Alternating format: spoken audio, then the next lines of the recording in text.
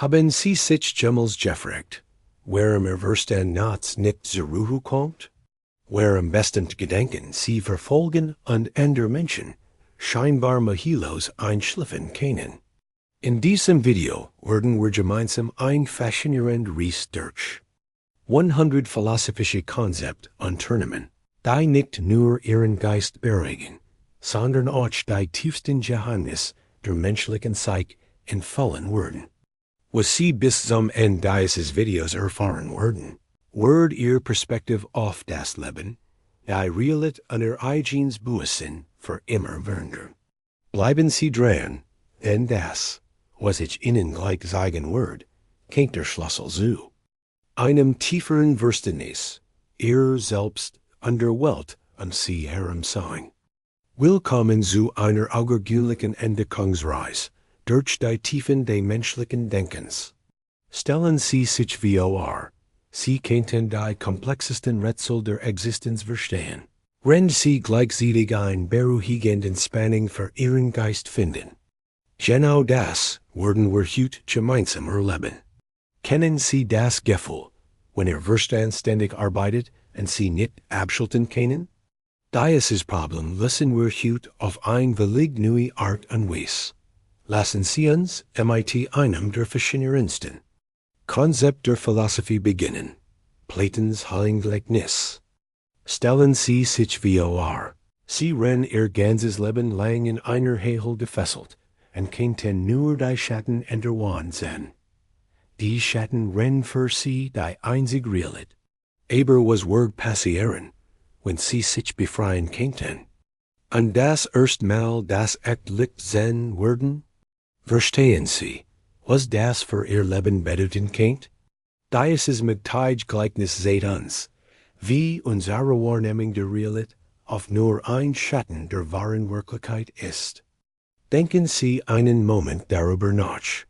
Leben Sie vielleicht auch in Ihrer eigenen Hegel? Welche Schatten nehmen Sie für die Realität? Schreiben Sie mir in die Kommentare, welche Erkenntnis Sie über sich selbst gewonnen haben, als Sie zum ersten Mal ein völlig neue Perspektive auf etwas bekommen haben. Das ist der Beginn unserer Reise in die Tiefen der menschlichen Psyche, und ich verspreche Ihnen, es wird transformativ sein. Jetzt fragen Sie sich vielleicht, wie kann Philosophie mir dabei helfen, meinen Geist zu beruhigen? Die Antwort liegt in der Art, wie unser Verstand funktioniert. Wenn wir komplexe Gedanken auf ein strukturiert, beruhigend Weise durchlaufen, entspannt sich unser Nervensystem. Es ist wie eine Meditation für Intellektuelle. Haben Sie schon einmal bemerkt, wie Sie sich nach einem tiefen Bedeutungsvollen Gespräch friedlicher fühlen? Genau das werden wir heute erleben. Das Schiff des Theseus ist unser nächstes faszinierendes Konzept. Stellen Sie sich vor, ein Schiff wird über Jahre hinweg repariert, bis schließlich jede einzelne Plank ersetzt wurde. Ist dies noch das Schiff? Dies Frage buried den Kern unserer Identität. Sind Sie heute noch dieselbe Person wie vor 10 Jahren? Ihr Körper hat sich komplett erneuert, Ihr Gedanken haben sich entwickelt, Ihr Erfahrungen haben sich geformt. Was macht Sie also zu Ihnen? Hier kommen die Geheimnisse der menschlichen Psyche ins Spiel.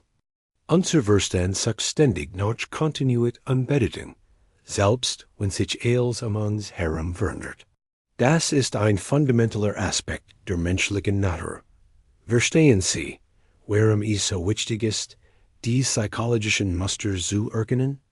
Teilen Sie mir mit, was Ihrer Meinung nach Ihr Kernidentität ausmacht, was bleibt konstant in Ihrem Leben, auch wenn sich alles ändert verändert?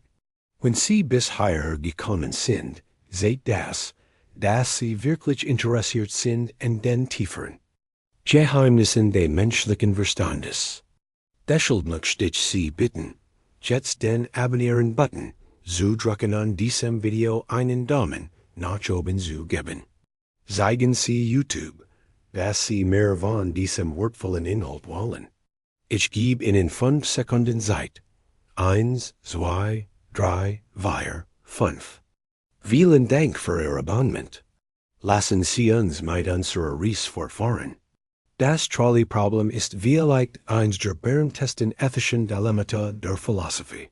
Stellen Sie sich vor, Sie stehen neben einem Bahngleis und sehen einen Zug auf 5 Menschen fahren. Sie können einen Hebel umlegen, den Zug auf ein anderes Gleis zu leiten, aber dort steckt eine Person. Würden Sie eine Person tun, 5 zu retten? Dies Frage enthält die komplexesten Aspekt unserer moralischen Psychologie.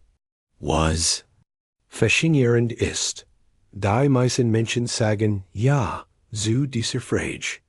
Aber wenn ich Ihnen sage, dass Sie eine Person von einer Brücke stoßen mussten, denselben Zug zu stoppen, sagen plötzlich die meisten Nein. Warum? Die Psychologie dahinter ist verblüffend. Unser Verstand unterscheidet zwischen direkter und indirekter Handlung, auch wenn das Ergebnis dasselbe ist. Das zeigt uns, wie emotional und irrational unsere vermeintlich rationalen Entscheidungen sind. Verstehen Sie, was das über die menschliche Natur aussagt? Wir sind keine rein logischen Wesen. Wir sind emotional, intuitiv geschaffen, die versuchen, rational zu sein. Schreiben Sie mir in die Kommentare. Haben Sie schon einmal eine Entscheidung getroffen, die logisch richtig war, sich aber emotional falsch angefühlt hat? Diese Erfahrungen sind der Schlüssel zum Verständnis unserer eigenen Psyche. Der Determinismus gegen freien Willen ist ein Konzept, das Gewissensverständnis von Verantwortung und Entscheidungsfreiheit erschüttern kann. Stellen Sie sich vor, Ihre Entscheidungen wurden bereits durch die Gesetze der Physik, Ihr Gen und Ihre Erfahrungen vorbestimmt. Halten Sie denn wirklich ein Wahl? Dies Frage hat Philosophen jahrhundertelang beschäftigt und bereit das Herausdessen, was es bedeutet, menschlich zu sein. Aber hier ist das Faszinierendste. Selbst wenn Determinismus wahr war, fühlt es sich nicht so an. Wir erleben jeden Tag das Gefühl, Entscheidungen zu treffen. Diese Diskrepanz zwischen Realität und Erfahrung ist ein perfektes Beispiel dafür, wie komplex und rätselhaft die menschliche Psyche ist. Können Sie sich vorstellen, wie befreiend es sein kann, die Spannung zu verstehen und zu akzeptieren? Existenzielle Angst ist etwas, das fast jeder Mensch irgendwann in seinem Leben erlebt. Es ist dies tief nagende Sorge über die Bedeutung des Lebens, die Unvermeidlichkeit des Todes und die scheinbar Beliebigkeit der Existenz. Aber wissen Sie was? Diese Angst ist nicht der Feind. Sie ist ein Zeichen dafür, dass Sie ein bewusster, denkender Mensch sind. Sie sieht, dass Sie bereit sind, die großen Fragen zu stellen. Die Philosophen haben uns gelehrt, dass wir diese Angst nicht vermeiden, sondern durchschreiten müssen. Wenn wir uns der Lehre stellen, finden wir oft etwas Unerwartetes: Freiheit. Die Freiheit, unser eigenes Leben zu gestalten, unser eigenen Wert zu hellen und unsere eigene Bedeutung zu schaffen. Haben Sie schon einmal bemerkt, dass Ihr größten Wachstumsschüssen oft nach Zeiten der Unsicherheit und des Zweifels kommen? Urseln Sie mir in den Kommentaren. Welch großen Fragen besteigen Sie nachts, wenn Sie allein mit Ihren Gedanken sind? Diese Fragen sind der Beginn aller Weisheit. Sie zeigen, dass Sie nicht nur existieren, sondern dass Sie über Ihre Existenz nachdenken. Und das ist etwas Wunderbares. Der Nihilismus kann auf den ersten Blick erschreckend wirken. Die Idee, dass das Leben keinen objektiven Sinn hat, dass wir in einem gleichgültigen Universum leben, kann überwältigend sein. Aber lassen Sie mich Ihnen ein andere Perspektive zeigen. Wenn es keinen vorgegebenen Sinn gibt, dann sind Sie frei, Ihren eigenen zu schaffen. Das ist nicht ein Schwach, sondern die ultimative Stärke des menschlichen Geistes. Denken Sie an die großartigsten Menschen der Geschichte. Sie alle haben sich ihr eigen Bedeutung geschaffen. Sie haben nicht darauf gewartet, dass das Universum ihnen einen Zweck gibt, sondern sie haben aktiv einen Zweck für sich selbst definiert. Verstehen Sie, welch unglaublich Macht das bedeutet? Sie haben die Fähigkeit, ihr Leben zu einem Kunstwerk zu machen, zu einer einzigartigen Schwung, die es nie zu vergab und nie wiedergeben wird.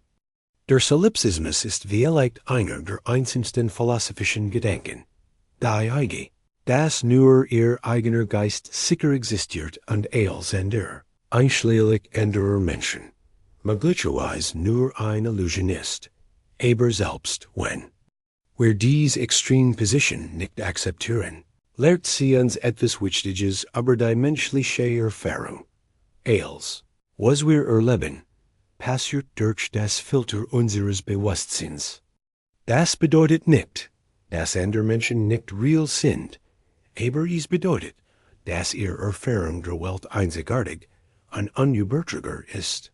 Niemand kann die Welt genauso sehen wie sie. Das macht sie nicht isoliert, es macht sie kostbar. Ihr Perspektiv ist ein Geschenk in die Welt, das nur sie geben können. Haben Sie sich schon einmal gefragt, wie die Welt durch die Augen eines anderen Menschen aussieht? Das ist ein der schönsten Wangen in Empathie und Philosophie. Thielen. Sie mir mighty. Was glauben Sie? Macht Ihr Weltsicht einzigartig? Was sehen Sie? Was andere möglicherweise übersehen? Das Problem der Basen ist ein der herausfordernden Fragen für alle, die in einen liebenden Gott glauben, wenn Gott aufsteht. Und allgütig ist, warum gibt es dann Leiden in der Welt? Aber unabhängig von religiösen Überzeugungen berührt dies Frage etwas Fundamentals in der menschlichen Erfahrung. Wie gehen wir mit dem Leiden das ein unvermeidlicher Teil des Lebens ist? Die Antwort liegt nicht in der Vermeidung des Leidens, sondern in der Art, wie wir darauf reagieren. Leiden kann uns zerbrechen, aber es kann uns auch formen, uns Mitgefühl lehren und uns zu tiefer Weisheit führen. Haben Sie bemerkt, dass die Menschen, die am meisten gelitten haben, oft die mitfühlendsten sind? Das ist kein Zufall. Es ist ein Zeugnis für die Kraft des menschlichen Geists, aus Schmerzbedeutung zu schaffen. Das Paradox mag einfach erscheinen, aber es enthält etwas Faszinierendes über die Art, wie unser Verstand Kategorien bildet. Wenn Sie einen Haufen Sand haben und einzeln Korn entfernen, wann hört es auf, ein Haufen zu sein? Bei 10.000 Körner? Bei 100? Bei 10? Dies Unschärfe existiert überall in unserem Leben. Wann wird ein Kind zum Erwachsenen? Wann wird Tag zu Nacht? Wann wird Liebe zu Obsession? Dies Unschärfe ist nicht ein Defekt der Sprache oder des Denkens. Sie ist ein Merkmal der Realität selbst. Die Welt ist nicht so klar abgegrenzt, wie wir gern glauben möchten. Das zu akzeptieren kann zunächst unbequem sein, aber es kann auch befreiend sein. Es bedeutet, dass Sie nicht als kategorisieren oder definieren müssen. Sie können in der Unsicherheit leben und trotzdem Entscheidungen treffen. In welchen Bereichen Ihres Lebens geben Sie mit dieser Unschärfe? Wo wünschen Sie sich klare Grenzen, wo keine existieren? Das sind die Bereiche, in denen Sie am meisten wachsen. Kennen, wenn Sie lernen, mit Ambiguität umzugehen. Die Debatte zwischen Dualismus und Monismus geht zum Kern dessen, was wir sind. Sind Geist und Körper zwei getrennte Substanzen? Oder sind sie Aspekt einer einzigen Realität? Dies Frage ist nicht nur akademisch sie beeinflusst, wie wir, aber Gesundheit, Bewusstsein und unser Selbstverständnis denken. Wenn Sie jemals erlebt haben, wie sich Ihr Gedanken auf Ihren Körper auswirken, wie Angst Ihr Herz rasen lässt oder wie Freude Sie leichter macht, dann haben Sie die Verbindung zwischen Geist und Körper direkt erfahren. Dies Verbindung ist so eng, das modern Wissenschaft zunehmend erkennt, dass wir nicht getrennte Titten sind, sondern integrierte System. Was bedeutet das für ihr tägliches Leben? Es bedeutet, dass die Fliegerskörpers ihren Geist beeinflusst und umgekehrt.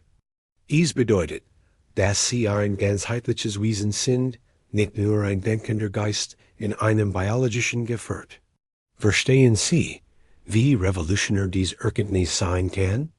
Locke's Tabula Rasa schlägt vor, dass wir als Lehrschieferteufel geboren wurden und dass alle unsere Ideen und Überzeugungen aus der Erfahrung stammen. Aber ist das wirklich so? Moderne Forschung sagt, dass wir mit bestimmten Veranlagungen und Instinkten geboren wurden. Die Wahrheit liegt wahrscheinlich irgendwo dazwischen. Wir sind widerwillig blank, notwendig vorprogrammiert. Das gibt uns eine aufregende Möglichkeit, unabhängig davon, womit wir geboren wurden oder was wir bisher erlebt haben, können wir uns weiterentwickeln und verändern.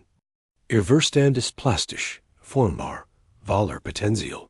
Die Erfahrungen, die Sie heute machen, formen buchstäblich Ihr Gehirn und Ihre Zukunft.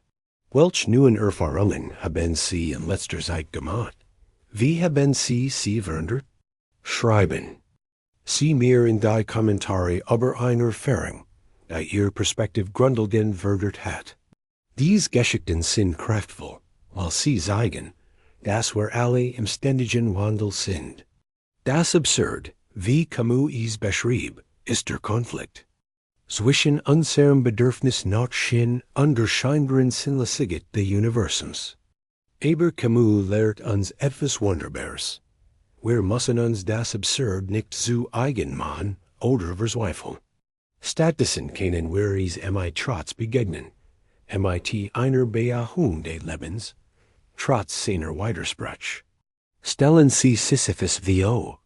Der für die Juigkeit dazu verdammt ist, einen Felsbrock in einen Berg hinaufzurollen, nur ihn wieder herunterrollen zu sehen. Camus schlug vor, dass wir uns Sisyphus als glücklich vorstellen sollten. Warum? Weil ihn Aufgabe annimmt, weil in der Handlung Selbstbedienung findet, nicht im Ergebnis. Das ist eine der mächtigsten Lektionen der Philosophie. Sie müssen nicht warten, bis das Leben perfekt ist, es zu leben. Sie können Freude in der Anstrengung finden, Schönheit in der Herausforderung, Sinn in der Suche selbst. Haben Sie schon einmal einen Moment erlebt, in dem Sie trotz schwieriger Umstände vollkommen präsent und lebendig waren? Nietzsches ewige Wiederkehr ist ein Gedankenexperiment, das Ihr Leben für immer verändern kann. Stellen Sie sich vor, Sie mussten Ihr Leben genauso, wie es ist, unendlich oft wiederholen. Jede Freude, jeden Schmerz, jeden Moment der Langweil oder der Ekstase. Würden Sie es sagen zu diesem Leben? Das ist nicht nur eine philosophische Übung, es ist ein Test für die Qualität Ihres Lebens. Wenn Sie bei dem Gedanken zurückschrecken, dann seht das Ihnen, wo Sie Veränderungen vornehmen müssen. Wenn Sie mit Freude sagen können, dann leben Sie bereits ein Leben, das es wert ist, gelebt zu werden.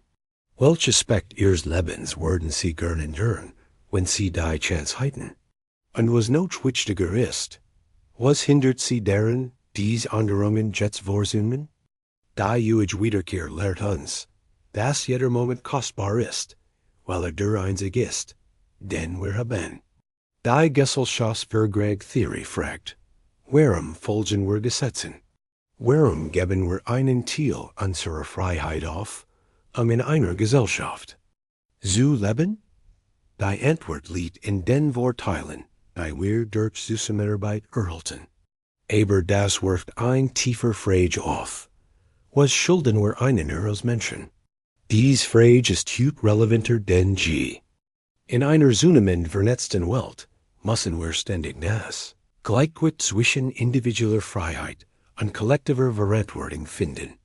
Entschiedungen betreffen nicht nur sie, sondern auch die Menschen, sogar zukünftig. Generationen. Das ist sowohl ein Bird als auch ein Privileg. Sie haben die Macht, die Welt zu beeinflussen, aber auch die Verantwortung, dies zu tun. Wie nutzen Sie dies Macht? Denken Sie bei Ihren Entscheidungen und deren Auswirkungen auf andere? Das ist keine Beschränkung Ihrer Freiheit, sondern eine Erweiterung Ihrer Bedeutung. Rawls Schleier der Unwissenheit ist ein brillantes Gedankenexperiment. Für die Schaffung einer gerechten Gesellschaft. Stellen Sie sich vor, Sie mussten die Regeln für eine Gesellschaft entwerfen.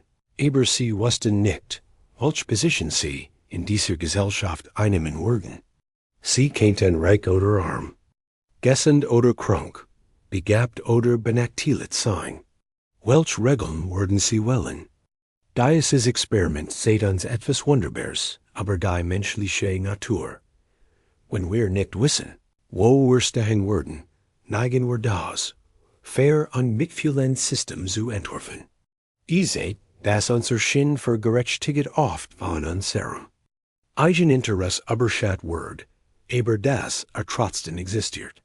Können Sie sich vorstellen, wie anders die Welt aussehen wird, wenn wir alle Entscheidungen hinter einem Schleier der Unwissenheit treffen würden? Was wird sich in Ihrer Gemeinschaft, Ihrem Arbeitsplatz oder sogar in Ihrer Familie ändern? Das ist die Kraft der Philosophie. Sie gibt uns Werkzeuge, aber besser wie des Zusammenlebens nachzudenken. Humes Problem ist ein der niffligsten Fragen der Ethik. Können wir aus der Beschreibung dessen, was ist, ableiten, was sein sollte? Die Naturwissenschaft kann uns sagen, wie die Welt funktioniert, aber kann sie uns sagen, wie wir handeln sollten? Dies Frage ist zentral für Diskussionen über Moral, Politik und persönlich Wert, aber hier ist das faszinierend. Obwohl wir logisch nicht vom sein, sollen Gellingen können, tun wir es trotzdem ständig. Wir sehen Leiden an Folgen, dass wir es verhindern sollten. Wir sehen Ungerechtigkeit an Folgen, dass wir sie bekämpfen sollten. Wie erlegt ist das Problem nicht, dass wir das tun, sondern dass wir es unbewusst tun. Wenn Sie bewusst über Ihr Wort nachdenken, wenn Sie sich fragen, wo Ihr Überzeugungen über richtig und falsch kommen, dann machen Sie etwas Kraftvolles. Sie nehmen die Kontrolle über Ihr realisches Leben.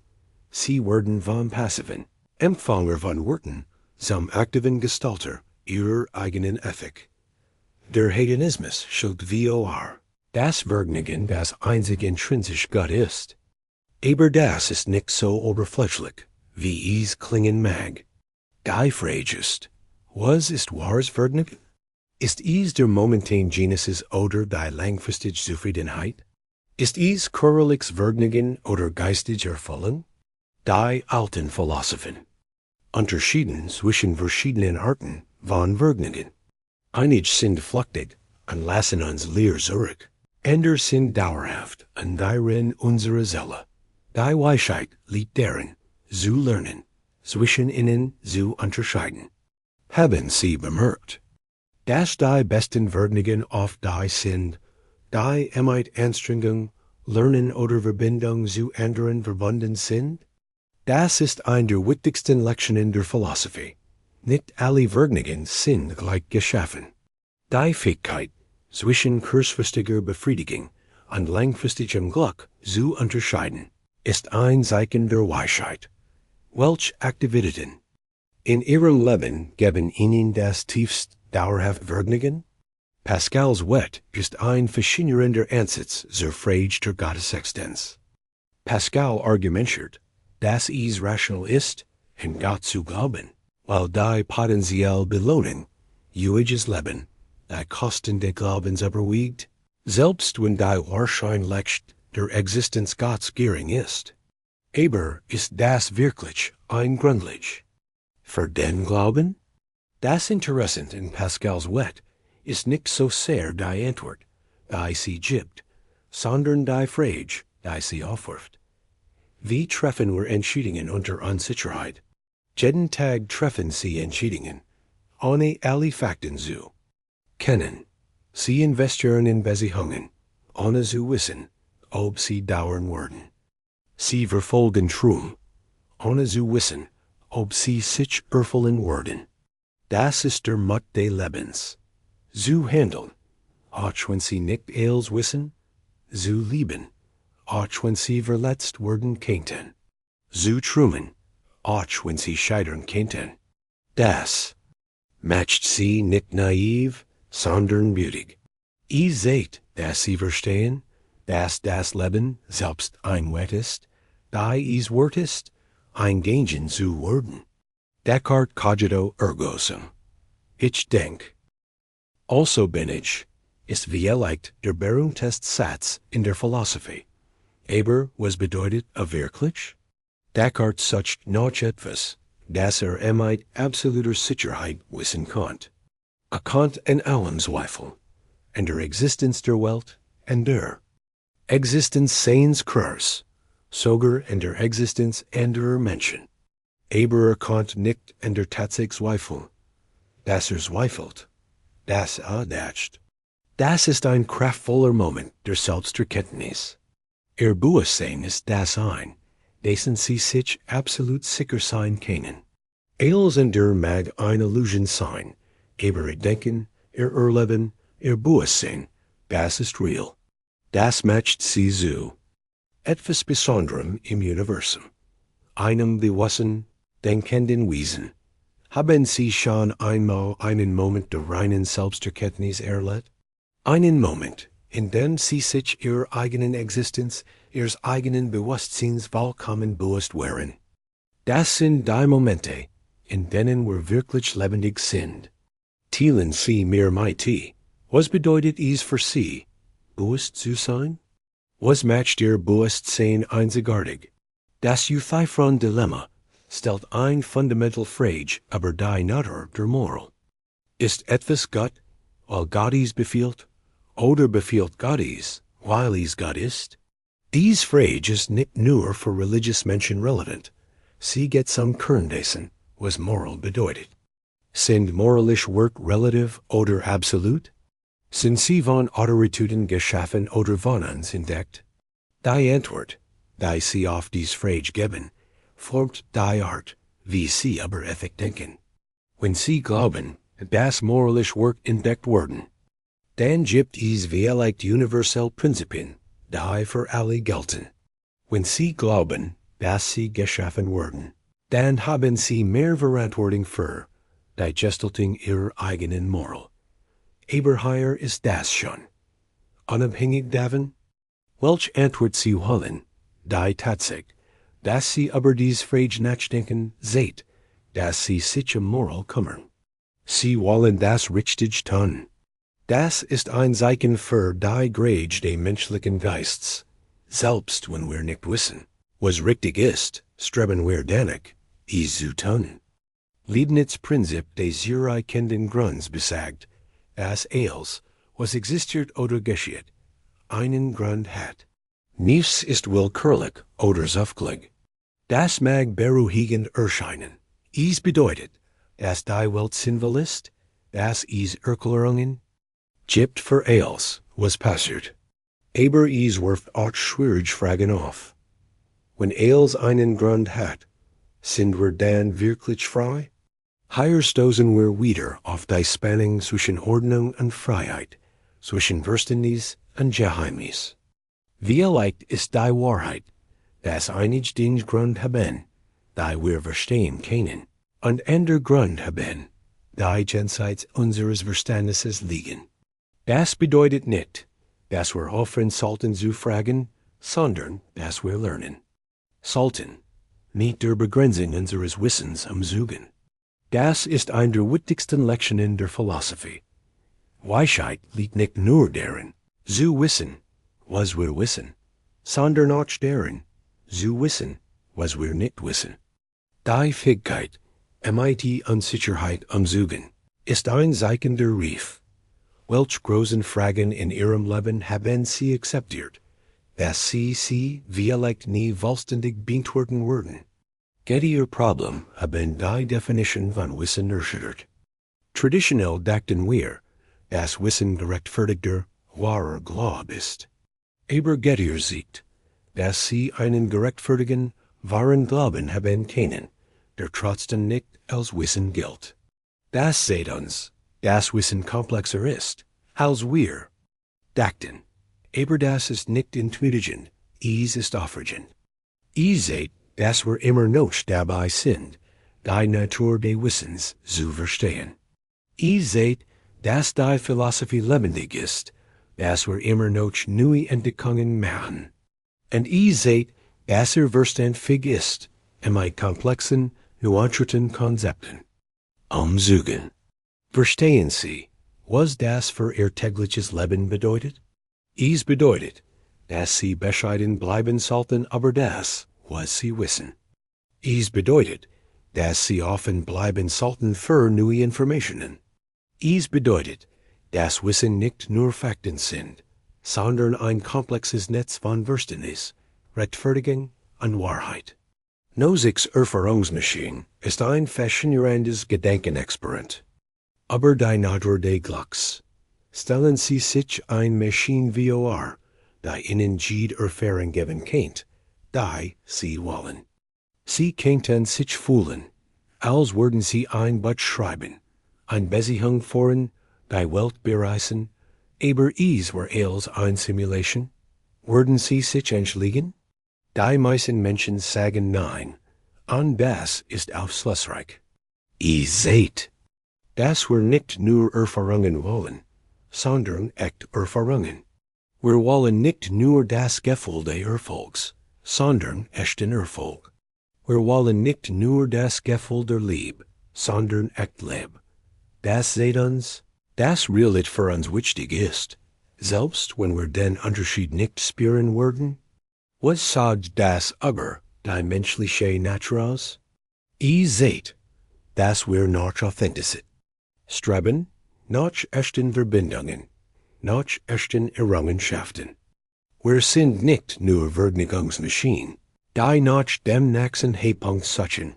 Wir sind Wesen, die nach Bedeutung, nach Realit, nach echter Verbindung mit der Welt suchen. Haben Sie schon einmal einen Moment erlebt, in dem Sie wussten, dass etwas echt war, auch wenn Sie es nicht beweisen konnten? Vielleicht ein Moment der Verbindung mit einem anderen Menschen, ein Moment der Inspiration, ein Moment der Erkenntnis? Diese Momente sind kostbar, weil sie uns zeigen, dass wir instinktiv zwischen dem Echten und dem Künstlichen unterscheiden können. Zenons Paradoxien haben jahrhundertelang Philosophen und Mathematiker verwirrt. Das berühmteste ist das Paradoxon von Achilles und der Schildkröte. Achilles kann die Schildkröte nie überholen, weil zuerst die Hälfte des Abstands zurücklegen muss, dann die Hälfte der Wirbelbänden Streck, dann die Hälfte davon und so weiter ins Unendliche. Logisch scheint es ungleich, aber praktisch wissen wir, dass Achilles die Schildkröte überholen wird. Das sagt uns etwas Faszinierendes über die Spannung zwischen Logik und Realit, zwischen dem, was wir denken können, und dem, was wir erleben. Manchmal führt uns perfekte Logik zu absurden Schlussfolgerungen.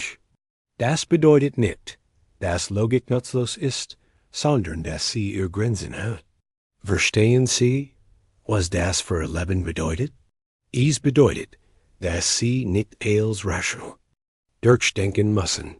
Manchmal ist es in Ordnung, Ihren Instinkten zu vertrauen, auch wenn Sie nicht vollständig erklären können. Die Welt ist komplexer als unsere Logik, und das ist wunderbar, nicht beängstigend. Das anthropische Prinzip ist ein der faszinierendsten Ideen der modernen Philosophie und Kosmologie. Es besagt, dass das Universum so erscheint, als wir es für das Leben fein abgestimmt, weil wir hier sind, es zu beobachten. Wenn es anders wäre, wären wir nicht hier, uns zu fragen, warum es so ist. Das ist ein verbluffender Gedanke.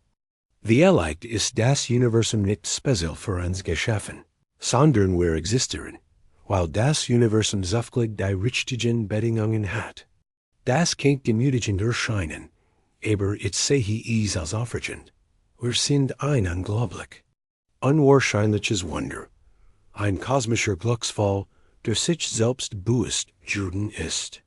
Denken Sie einen Moment über die Unwahrscheinlichkeit Ihrer eigenen Existenz nach. Die Chance, dass Sie genau so geboren wurden, wie Sie sind, mit genau Ihren Genen, in genau Ihrer Zeit, ist astronomisch gering. Sie sind buchstäblich ein Wunder. Wie verändert das Ihr Perspektive auf Ihr Leben?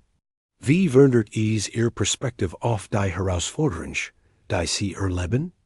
Das Leugner-Paradoxon ist elegantly einfach und doch erschütternd komplex. Dieser Satz ist falsch. Wenn der Satz wahr ist, dann ist er falsch.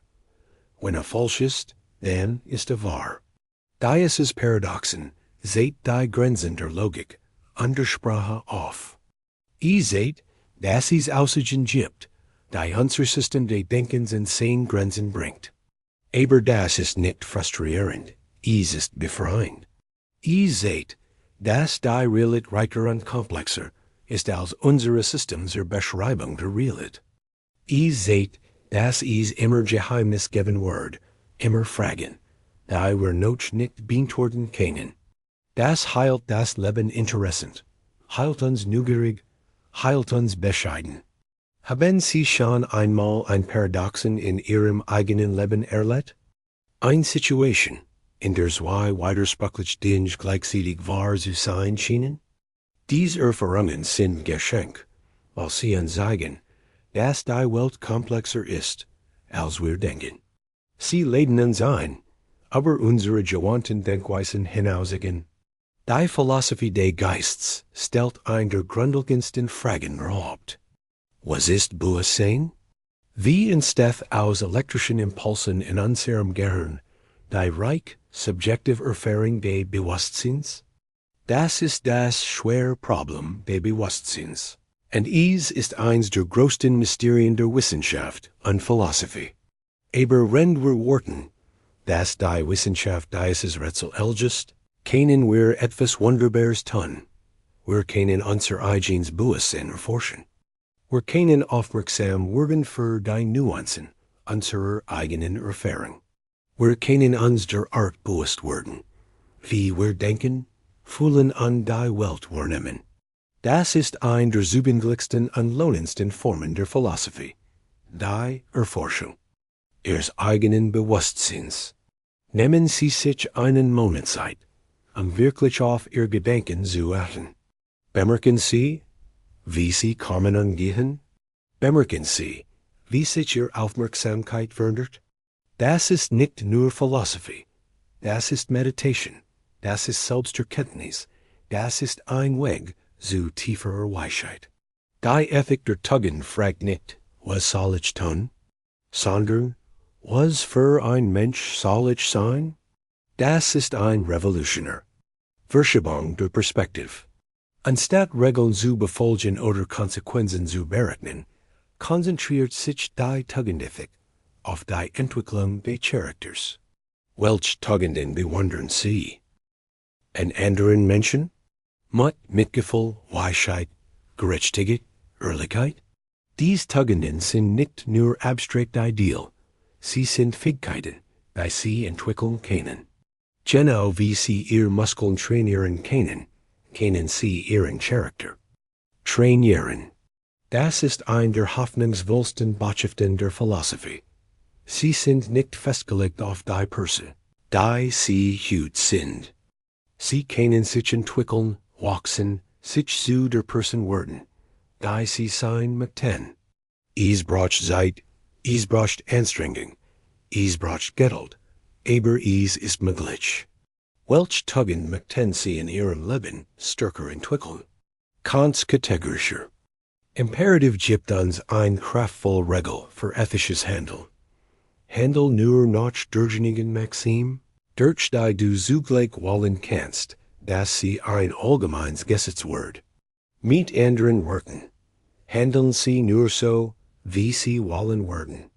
Das alle anderen in derselben Situation handeln.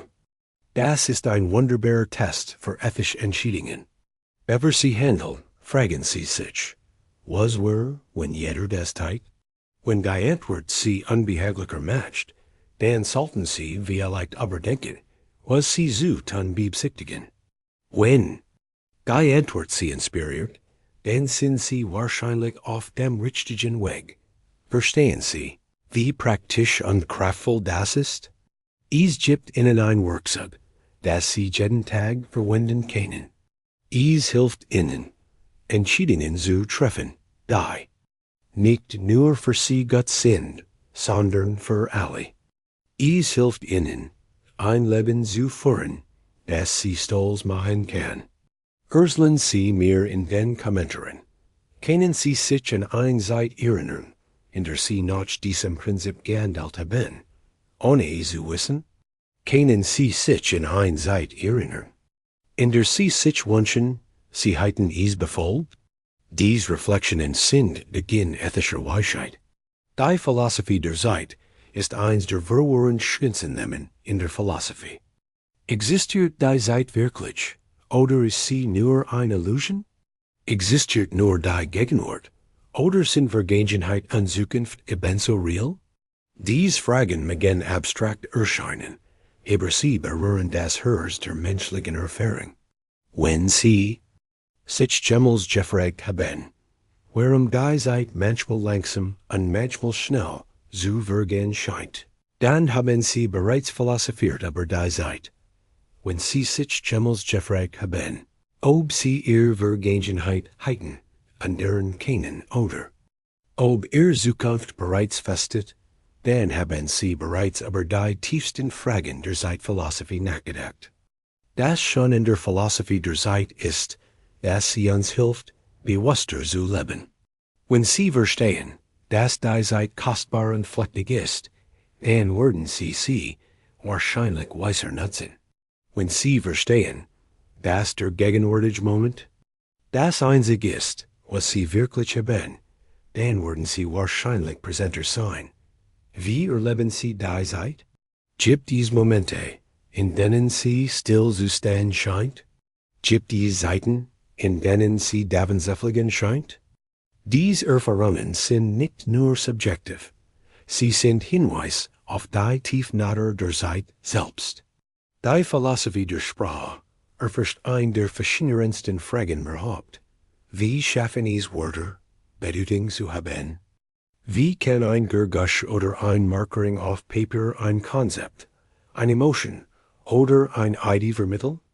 Dies Frage wird noch faszinierender, wenn wir bedenken, dass die Sprache nicht nur Gedanken ausdrückt, sondern auch das Denken formt. Die Sprache, die Sie sprechen, beeinflusst die Art, wie Sie die Welt sehen. Verschiedene Sprachen haben verschiedene Wege, Farben zu kategorisieren, Zeit zu konzipieren, Beziehungen zu beschreiben. Das bedeutet nicht, dass Sie ein Gefangener Ihrer Sprache sind, aber es bedeutet, dass Sprache ein mächtiges Werkzeug ist, es Ihr Denken formt. Das ist so eine Verantwortung, als auch eine Möglichkeit. Sie können bewusst wählen, welche Wörter Sie verwenden, welche Geschichten Sie erzählen, welche Konzepte Sie bedienen. Durch die Bewusstwahl der Sprache können Sie Ihr Denken und sogar Ihr Realität formen. Achten Sie auf die Sprache, die Sie verwenden, wenn Sie über sich selbst sprechen. Verwenden Sie Wörter, die Sie stärken oder schwachen? Erzählen Sie Geschichten über sich selbst, die Sie inspirieren oder entmutigen? Das ist nicht nur Philosophie, das ist praktische Weisheit für das tägliche Leben. Die Ästhetik fragt, was ist Schönheit? Warum bügen uns manche Dinge zueinander? Freud, rennt uns kalt lassen? Ist Schönheit objektiv oder subjektiv? Diese Fragen sind nicht nur akademisch, sie berühren ethisch Fundamentals in der menschlichen Erfahrung. Schönheit hat die Macht, uns zu transformieren. Ein schöner Sonnenuntergang, ein bügendes Musikstück, ein kraftvolles Gedicht, dies. Verwandten kennen uns aus unserem altglücklichen Bewusstsein, hergeschieben, an uns etwas Grünes erfahren lassen. Sie erinnern uns daran, dass das Leben nicht nur aus Überleben besteht, sondern aus Gedeihen, aus Freude, aus Transzendenz. Wunderbar in der Schönheit ist, dass sie überall verfügbar ist. Sie müssen nicht in ein Museum gehen oder ein Konzert besuchen. Sie kennen Schönheit in einem Lächeln, in einem Moment der Stille, in der Art finden, wie das Licht durch ein Fenster fällt. Die Fähigkeit, Schönheit zu sehen, ist eine der wertvollsten Fähigkeiten, die sie entwickeln können. Wann haben Sie das letzte Mal etwas wirklich Schönes erlebt? Wie hat es Sie verändert? Schönheit ist nicht nur eine angenehme Erfahrung. Sie ist ein Weg der Erkenntnis, ein Weg, die Welt an sich selbst tiefer zu verstehen. Die Philosophie der Liebe ist vielleicht die persönlichste und universellste aller philosophischen Fragen. Was ist Liebe? Ist sie eine Emotion, eine Entscheidung, eine Kraft der Natur? Warum lieben wir? Warum leiden wir, wenn wir lieben? Diese Fragen haben Menschen seit Jahrtausenden beschäftigt, und jede Generation findet ihre eigenen Antworten. Die alten Griechen unterschieden zwischen verschiedenen Arten der Liebe. Eros, romantisch Liebe, Philia, Freundschaft, Storge, Familie, Liebe und Agape, universell Liebe. Diese Unterscheidungen sind nicht nur akademisch, sie helfen uns, die Komplexität und Reichtum der menschlichen Leben zu verstehen. Liebe ist vielleicht das Kraftvollste, was Menschen erleben können. Sie kann uns zu außergewöhnlichen Taten der Güte inspirieren. Sie kann uns helfen, über uns selbst hinauszuwachsen. Sie kann unserem Leben Sinn und Zweck geben. Aber sie kann auch schmerzhaft sein, verwirrend, überwältigend. Das ist das Paradox der Liebe. Sie ist sowohl das Schönste als auch das Schwierigste in der menschlichen Erfahrung. Aber würden sie missen wollen? Würden sie ein Leben ohne Liebe wollen? Ein Leben ohne Schmerz zu haben? Die meisten Menschen würden Nein sagen. Und das sagt uns etwas Wichtiges über die menschliche Natur. Die Philosophie des Todes. Mag düster erscheinen, aber sie ist tatsächlich ein der bedeutendsten Bereiche der Philosophie. Indem wir über den Tod nachdenken, lernen wir, das Leben zu schätzen.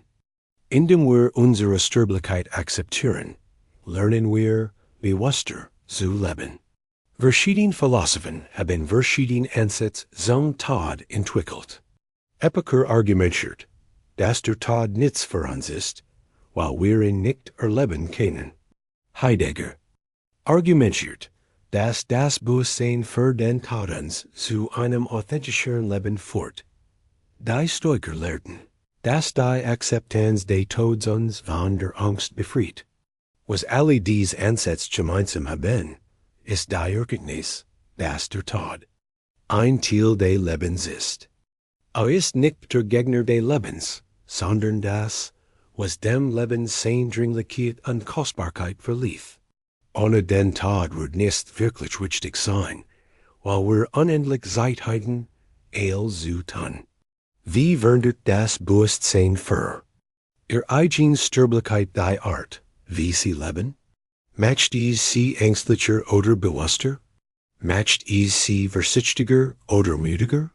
Es gibt keine richtigen oder falschen Antworten auf diese Fragen, aber sie zu stellen, ist ein Zeichen der Weisheit. Die Philosophie der Freundschaft erkennt ein der wichtigsten Beziehungen im menschlichen Leben. Aristoteles Unterschied zwischen drei Arten von Freundschaft. Freundschaften der Nützlichkeit, Freundschaften der Freude und Freundschaften der Tugend. Die tiefste Art der Freundschaft argumentiert auch, basiert auf gegenseitiger Bewunderung für den Charakter der anderen. Wahre Freundschaft ist selten und kostbar. Sie erfordert Zeit, Aufmerksamkeit und Verletzlichkeit. Sie erfordert die Bereitschaft, Soul zu geben als auch zu empfangen. Sie erfordert die Fähigkeit, sowohl Freude als auch Schmerz zu teilen. Aber die Belohnungen der wahren Freundschaft sind immens. Ein wahrer Freund ist jemand, der sie sieht, wie sie wirklich sind, und sie trotzdem lebt. Ein wahrer Freund ist jemand, mit dem sie ihr ganzes Selbst teilen können. Ein wahrer Freund ist jemand, der sie herausfordert, eine bessere Version von sich selbst zu werden. Denken Sie in Ihr tiefsten Freundschaften. Was macht Sie besonders? Was haben Sie von diesen Beziehungen gelernt? Wie haben Sie sie verändert? Freundschaft ist nicht nur ein angenehm Ergänzung zum Leben. Sie ist ein Weg der Erkenntnis, ein Weg, sich selbst einander tiefer zu verstehen. Die Philosophie der Arbeit fragt, was ist der Zweck der Arbeit? Ist sie nur ein Mittel, zu überleben?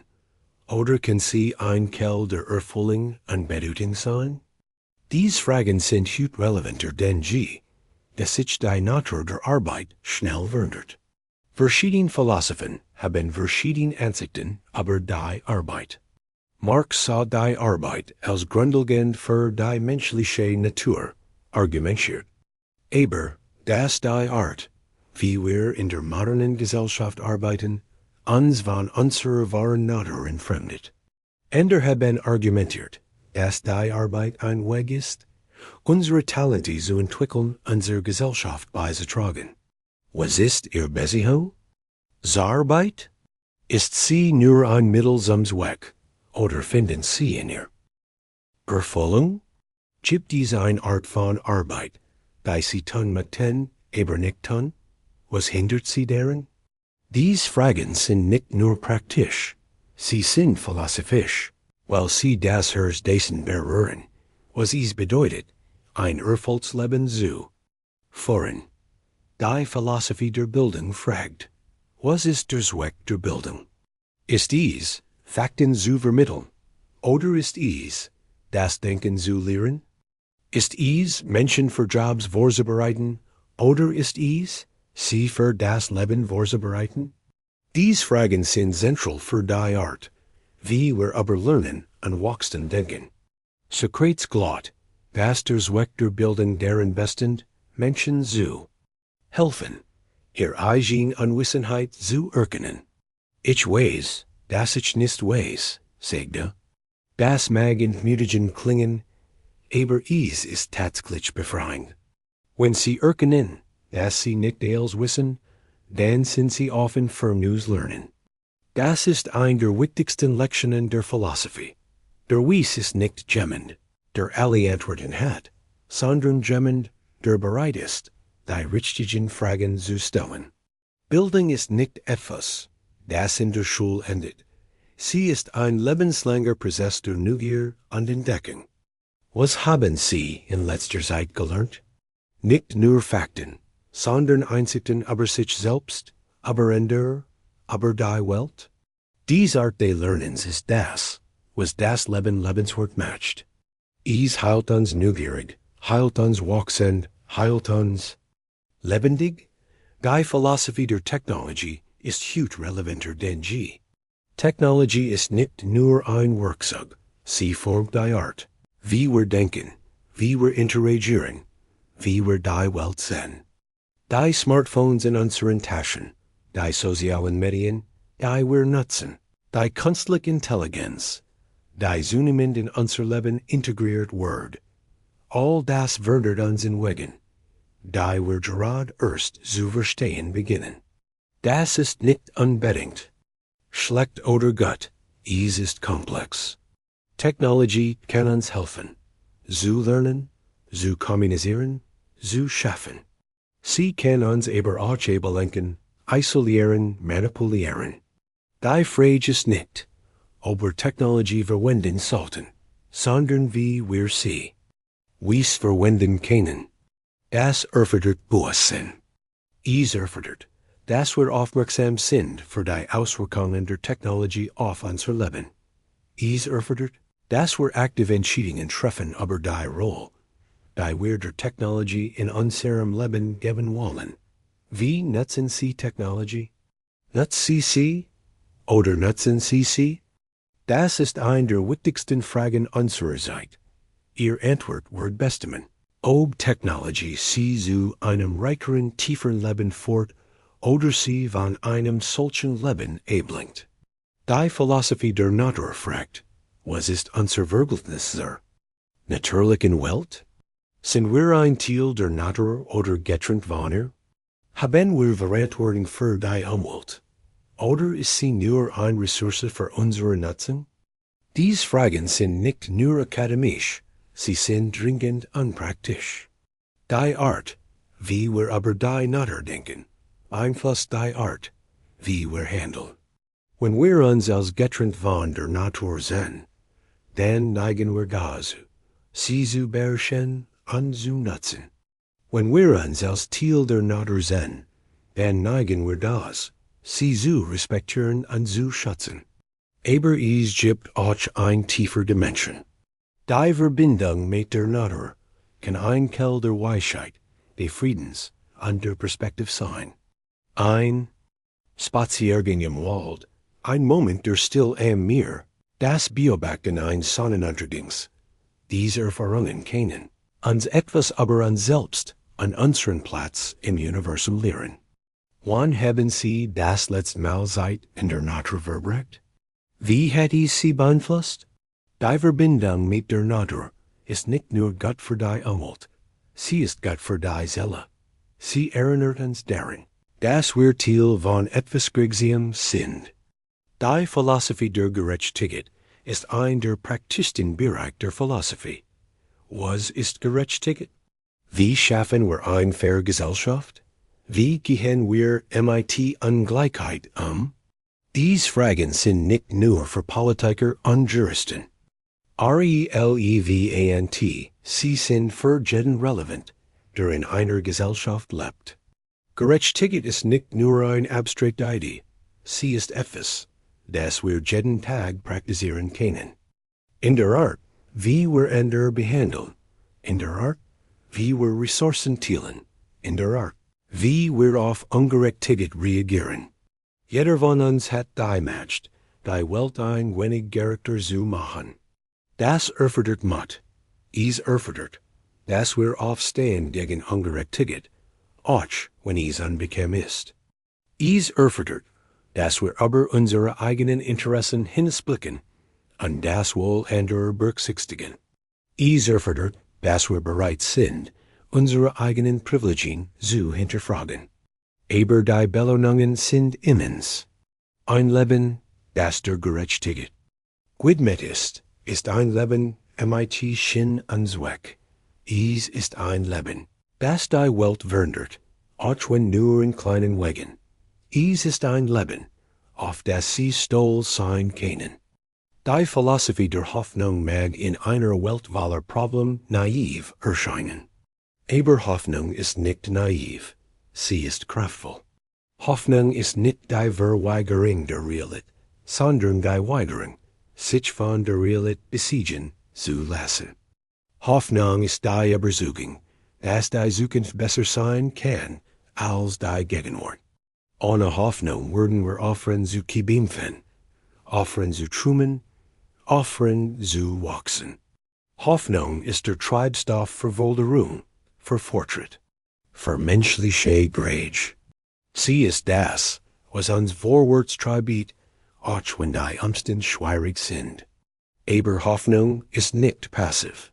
Sie ist aktiv. Sie erfordert, dass wir handeln, die Zukunft zu schaffen, die wir uns wünschen. Sie erfordert, dass wir unsere Träume mit Taten unterstützen. Sie erfordert, dass wir glauben, dass unsere Bemühungen einen Unterschied machen können. Was gibt Ihnen Hoffnung? Was lässt Sie glauben, dass die Zukunft besser sein kann? Diese Quellen der Hoffnung sind kostbar. Sie sind das, was Sie durch schwere Zeiten tragen wird. Sie sind das, was Sie motiviert, weiter zu kämpfen für das, was Sie für wichtig halten. Die Philosophie der Denkbarkeit ist eine der praktischsten. und transformativsten Bereich der Philosophie. Denkbarkeit ist nicht nur ein Netzgefühl, sie ist ein Lebensweise, eine Art, die Welt zu sehen, eine Praxis, die ihr Leben grundlegend verändern kann. Wenn sie denkbar sind, konzentrieren sie sich auf das, was sie haben, anstatt auf das, was ihnen fehlt. Sie sehen die Geschenke in ihrem Leben, anstatt sie als selbstverständlich zu betrachten. Sie erkennen, dass sie nicht als allein erreicht haben, sondern dass sie von anderen unterstützt wurden. Das ist nicht nur eine positive Einstellung, es ist eine realistische Einstellung. Die Wahrheit ist, dass die meisten von uns mehr haben, als wir zu schätzen wissen. Die Wahrheit ist, dass wir alle von der Gut anderer abhängen. Die Wahrheit ist, dass das Leben, trotz seiner Schwierigkeiten, voller Wunder ist. Denkbarkeit. Zu praktizieren ist einfach, aber nicht immer leicht. Es erfordert Aufmerksamkeit, Absicht und Übung. Aber die Belohnungen sind immens. Menschen, die regelmäßig Denkbarkeit praktizieren, sind glücklicher, gesünder und widerstandsfähiger. Sie haben besser Beziehungen und ein stärkeres Gefühl des Wohlbefindens. Wofür sind Sie heute denkbar? Nehmen Sie sich einen Moment Zeit, wirklich darüber nachzudenken. Es kann etwas Großes sein, wie Ihre Gesundheit oder Ihre Familie. Es kann etwas Kleines sein, wie ein Tass Kaffee oder ein freundliches Lächeln. Zielt. Die Philosophie der Vergebung ist ein der herausfordernden und befreiendsten Bereich der Philosophie.